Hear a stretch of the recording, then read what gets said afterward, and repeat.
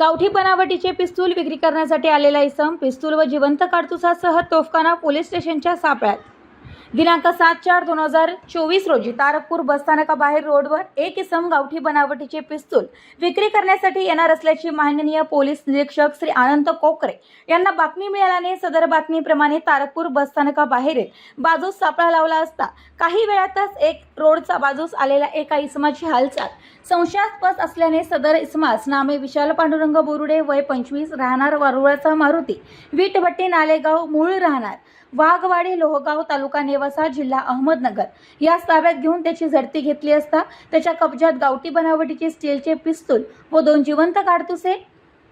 असा एकूण 31,000 रुपये किमतीचा मुद्देमाल मिळून आल्याने पोलीस हेड कॉन्स्टेबल 1224 सतीश पोपट भवर तोफखाना पोलीस स्टेशन जिल्हा अहमदनगर यांनी दिलेल्या फिर्यादीवरून तोफखाना पोलीस स्टेशन अहमदनगर गुन्हा रजिस्टर नंबर 447/2024 आर्म ॲक्ट 325 प्रमाणे गुन्हा दाखल करण्यात आला असून पुढील तपास पोलीस उपनिरीक्षक शैलेश पाटील हे करत आहेत।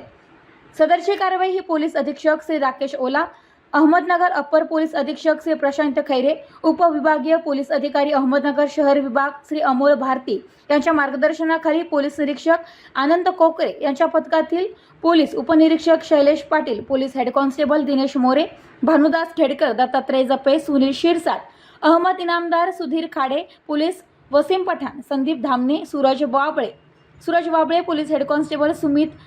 गवळी, सतीश त्रिभुवन, सतीश भवर, बाळासाहेब भापसे, शिरीष तरते, दत्तात्रय कोतकर यांनी केली आहे। प्रतिनिधी महेश चव्हाण,